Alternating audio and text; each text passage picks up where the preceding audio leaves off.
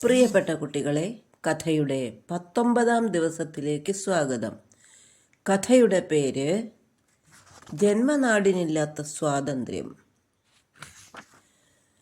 ജവാഹർലാലിൻ്റെ വീട്ടിൽ പലതരം വിഷയങ്ങളെക്കുറിച്ച് എന്നും ചർച്ചകൾ നടക്കാറുണ്ടായിരുന്നു. ബ്രിട്ടീഷുകാരിൽ നിന്ന് ഇന്ത്യക്കാർക്ക് അനുഭവിക്കേണ്ടി വരുന്ന യാതനകളെക്കുറിച്ചും ലോക സംഭവങ്ങളെക്കുറിച്ചുമുള്ള വിഷയങ്ങളാണ് ആ ചർച്ചകളിൽ കൂടുതലായും നിറഞ്ഞു നിന്നത്. തീവണ്ടിയിലെ ചില മുറികൾ യൂറോപ്യന്മാർക്ക് മാത്രം നീക്കിവെച്ചതും ഒഴിവുണ്ടായിട്ടും ഇന്ത്യക്കാർക്ക് നൽകാതിരുന്നതും, പൊതുസ്ഥലങ്ങളിലും പാർക്കുകളിലും ഇട്ടിരുന്ന കസേരകളും ബെഞ്ചുകളും മറ്റും ബ്രിട്ടീഷുകാർക്ക് മാത്രമായി നീക്കിവെച്ചതും, ഒരു ബ്രിട്ടീഷുകാരൻ ഒരു ഇന്ത്യക്കാരനെ കൊന്നാൽ ബ്രിട്ടീഷുകാർ മാത്രമടങ്ങുന്ന ജൂറി വിചാരണ നടത്തുകയും ശിക്ഷയൊന്നും നൽകാതിരിക്കുന്നതുമെല്ലാം അവിടുത്തെ ചർച്ചാ വിഷയങ്ങളായിരുന്നു.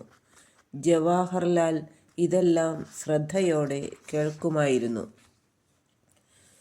ജവാഹർലാൽ കുട്ടിയായിരിക്കുമ്പോൾ ഒരു ഇംഗ്ലീഷുകാരിയായിരുന്നു ജവാഹറിനെ നോക്കാൻ ആനന്ദഭവനിൽ ഉണ്ടായിരുന്നത്.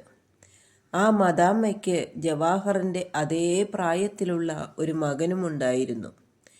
രണ്ടുപേരും നല്ല കൂട്ടുകാരായിരുന്നു. കുറേ കാലം കഴിഞ്ഞപ്പോൾ മദാമ്മയും മകനും ഇംഗ്ലണ്ടിലേക്ക് പോയി. പഠിച്ചു വളർന്ന് വലിയ ഉദ്യോഗസ്ഥനായ മദാമ്മയുടെ മകൻ ഏറെ വർഷങ്ങൾക്ക് ശേഷം വീണ്ടും ഇന്ത്യയിലെത്തി. ഇന്ത്യയിലെങ്ങും സ്വാതന്ത്ര്യ സമരവും അറസ്റ്റും കശപിശയും കലാപങ്ങളും വ്യാപകമായ കാലമായിരുന്നു അത്. ഇന്ത്യയിലെ ജയിലുകൾ സന്ദർശിച്ച് റിപ്പോർട്ട് തയ്യാറാക്കി വേണ്ട പരിഹാരം നിർദ്ദേശിക്കലായിരുന്നു ഇംഗ്ലീഷുകാരനായ ആ ഉദ്യോഗസ്ഥൻ്റെ ദൗത്യം. സ്വാതന്ത്ര്യ സമര പോരാളികളെ കൊണ്ട് നിറഞ്ഞ ജയിലുകൾ പരിശോധിക്കുന്ന കൂട്ടത്തിൽ നെഹ്റു കിടക്കുന്ന ജയിലിലും ഇയാളെത്തി. സുസ്മേരവദനായി ജയിലിലെ പൊട്ടിപ്പൊളിഞ്ഞ തറയിൽ കിടക്കുന്ന തൻ്റെ കളിക്കൂട്ടുകാരനെ അവിടെ കണ്ട അയാൾക്ക് ഒന്നും മനസ്സിലായില്ല.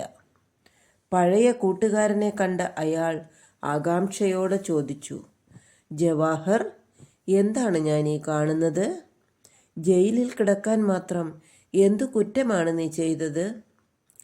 ഒരു കുറ്റവും ചെയ്തില്ല ചങ്ങാതി, മന്ദഹസിച്ചുകൊണ്ട് അദ്ദേഹം തുടർന്നു. സ്വാതന്ത്ര്യത്തിനായി ദാഹിക്കുന്ന ജന്മനാടിനു വേണ്ടി പ്രയത്നിച്ചു. നിന്റെ വർഗക്കാർ എന്നെ പിടിച്ച് ജയിലിലടച്ചു.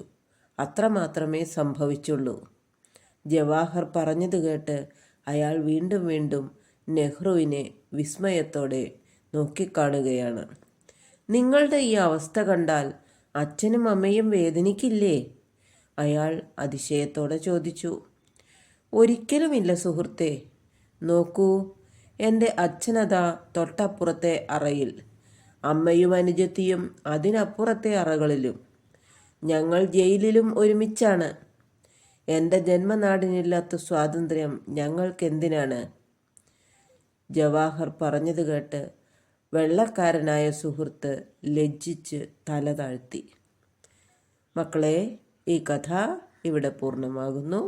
നന്ദി, നമസ്കാരം.